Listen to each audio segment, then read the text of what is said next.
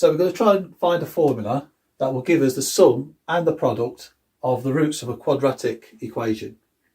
Now, quadratic equation, standard form, ax squared plus bx plus c. So for this, we're just interested in values where a does not equal 0. So I'm just going to put that here, a does not equal 0. Now, how are we going to find the sum and the product of the roots of a quadratic? Now, a quadratic has got 3 different situations. It's either got 2 real roots, 2 complex roots, or 1 real root. That's the cases we're interested in for this video here. So the formula we know to get the roots of a quadratic is the all famous quadratic formula, and that gives us x equals minus b plus or minus square root of b squared minus 4ac all over 2a. So if we're looking at 2 real roots, 2 complex roots and a real root, especially for these two, what we can say is that the sum of the roots will be the sum of 2 of these.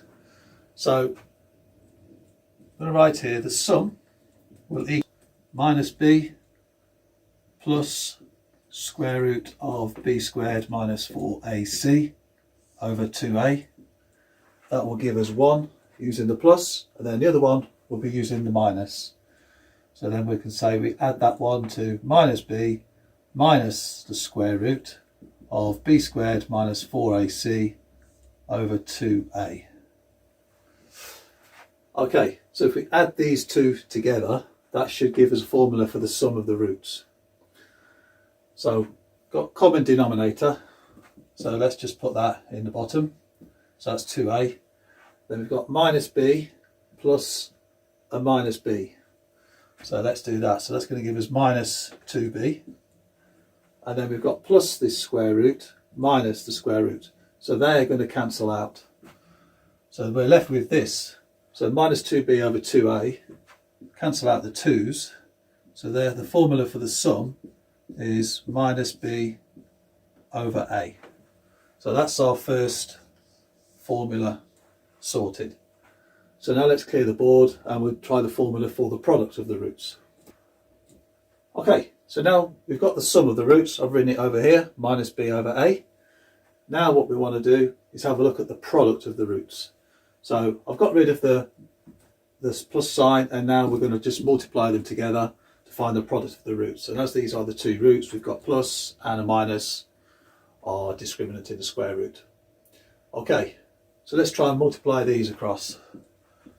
So if we take our denominator, 2a times 2a, that gives us 4a squared. Okay, now here we've got minus b. If I just put that in a square bracket to separate it, and the same here. So I've got a minus b times a minus b. So basically we're going to FOIL these out, and then we've got this term and this term. Okay, just try and make that a little bit easier to read. So put the minus there, put my bracket there. Okay, so I've got, if I FOIL this out, minus b times a minus b, well that gives us a positive b squared. And then if I do minus b times this one, that will give me plus b times the square root of b squared minus 4ac. So that takes care of that. Now I need to FOIL this one with this one. So this term times this one will give us minus b times the square root of b squared minus 4ac. And then this term and this term multiplied together, well, plus and a minus, that's going to leave us with a minus. And then square root times a square root with the same value inside the square root will just give us the b squared minus 4ac. So I'm going to leave that in brackets for now. Okay, let's move this x out of the way. So 4ac. Okay, so let's clean this up a little bit. So that's going to give me b squared minus this b squared. So they're going to cancel out. Plus b times this square root minus b times this square root. These are all going to cancel out. So all I'm left with now is this minus 4ac, which is going to give me positive 4ac. So that's going to leave us now with 4ac over 4a squared. So there's a lot of cancellations we can do here. We can do the 4's cancel out, and this a will cancel out with one of these a's. So that will cancel out, and that will just leave us with 1. So that's just going to leave us with c over a. So after all that, we just end up with that. So that's the product of our roots. So now I'm going to try 3 different quadratics as examples, and we're going to test these formulas, see if they work. Okay, so let's use a quadratic to try and test these formulas. So the first one I'm going to try is 3x squared minus 4x plus 1 equals 0. So this one, we've got minus 4 and a plus 1 and a 3. So our building blocks to try and the factors are going to be a 3x and an x. So as we've got minus 4, we want to multiply the 3 by our minus 1. That'll give us minus 3x. And we need another minus x, and minus 1 times minus 1 will give us positive 1. So we've got 3x minus 1 and x minus 1 will be our factors for this quadratic. So now we know that 3x equals 1 or x equals 1, so x equals 1/3. So these are our 2 roots that we're interested in. So the sum of them, 1 plus 1/3, so the sum will equal 4/3. And then the product, which is 1 times 1/3, that should give us 1/3. So let's just test that formula here now. So our a equals 3. So let's write that here. A equals 3. Our b equals minus 4. And our c equals 1. So our sum, we know, is minus b over a. So minus b, so that's minus 4, which gives us 4. And our a is 3. So that checks out. What about our product? So our product is c over a. So that's a 1. And our a is 3. So that also checks out. So that's all good. So when we know there's 2 real roots, we have an example here where we're very happy that the sum and the product formula is working. So let's try another quadratic. Okay. So I've got this one here for us to try. So 4x squared plus 4x plus 1 equals 0. Let's write our a and our b and our c before we try and factor this out. So our a is 4, b is 4 and c is 1. Okay, let's try and factor it. Well, we've got 4x squared plus 1 with a 4x in the middle. So we got a 2x and a 2x, which will give us 4x squared. So as our coefficient here is 1, or this constant here is 1, it's looking like we need a plus 1 or a minus 1. Well, as these should total to 4x, we need a plus 1. So here we've got an example where we've got one real root, because we've got 2x plus 1 squared equals 0. So we're trying out our real root example with just one single one. So if 2x plus 1 equals 0, 2x equals minus 1, so x equals minus 1/2. So that's our only root that we've got to deal with here. So let's try the sum of our roots. So we've got minus b over a. So minus b over a, well, minus b over a will give us minus 4. So let's do our sum, equals minus b over a.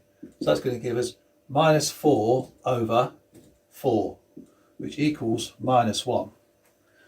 But as we've got minus a half here, we know this is actually going to give us our two roots, because back to our formula, we've got our plus and our minus. So here we've got minus a half plus or minus a half, which gives us minus 1. So the sum formula checks out when there's a single root. Now let's try our product. So the product equals C over A. C over A is 1 over 4.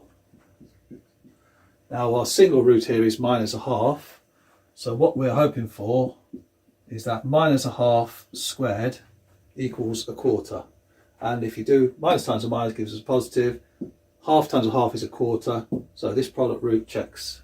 So that's all good. So when there's one real root, we're happy with what we got. Now the complicated check comes from the complex roots. So let's try that next. Okay, so we've got this quadratic here. So we've got a prime number here for our A, and we've got a prime number here for our constant here, which is 3. So we need a 5x and a 1, or a 5x and a 3. So let's just see if we can factor it. So 5x and an x, and we need a 1 or a 3 somewhere.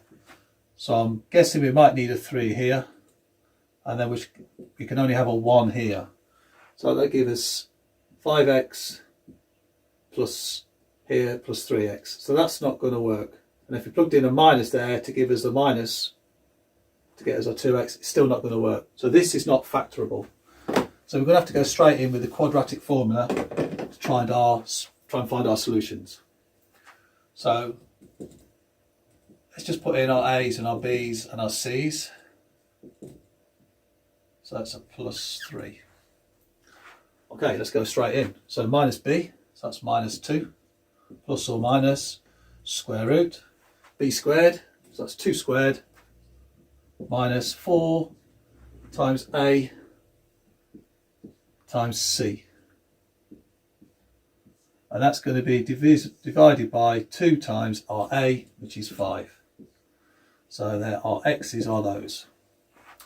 Okay, let's quickly see if we can get get some solutions here.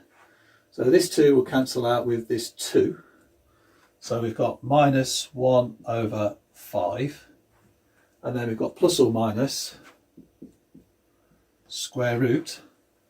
2 squared is 4. 5 fours are 20. 20 times 3 is 60. So 4 minus 60, that's minus 56. And we are still divided by 2 times 5, which is our 10. Okay, so we're into our complex roots, which is what we wanted to check out. So let's just solve this in terms of our I. So then our x equals minus 1/5 plus or minus. Now, if we took the square root of 56, we could break that up into root 4, root 14. So 4 14s are 56. So 4, root 4, root 14. Root 14 we can't really break down anymore. So that basically becomes 2 root 14. So now as it's complex with the minus, we've got I times 2 root 14 over 10. So we simplify this off even more. So minus 1/5 plus or minus I root 14. And then our 2 and 10 cancel out, so we're divided by 5. So that's our 2 solutions. So we've got the plus and the minus. Okay, so now let's try the sum of our roots, which hopefully is minus b over a.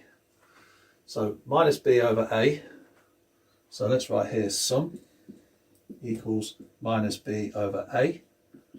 So we've got minus 2 over 5. So hopefully these will sum to minus 2/5. So we've got minus 1/5. So let's write this out like this, minus 1/5 plus I root 14 over 5. So that's the first one. And then we're going to add our second root. So that's then going to be minus 1/5 then this will now give us the second root will be a minus. So now we're minus I root 14 over 5. Okay, so if we're going to sum these together, we've got a plus I root 14 over 5 minus an I root 14 over 5. So these are going to cancel out. So then we're left with minus 1/5 plus minus 1/5, which is minus 2/5. So our sum checks out. Okay, let's take this off the board and let's make a bit of space to try and find our product. Okay, so our product is C over A.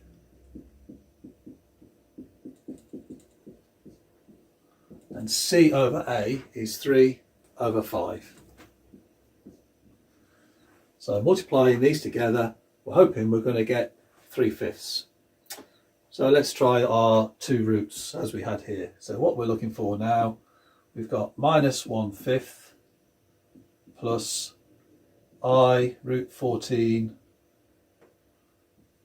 over 5 multiplied by minus 1/5 times minus I root 14 over 5. Okay, now here we need to fall these terms out. So let's distribute this one with this one and this one. So then we have minus 1/5 times minus 1/5, which gives us 1 over 25. And then this one times this one will give us a positive, and then I root 14 over 25. Okay, now let's FOIL this one with this one.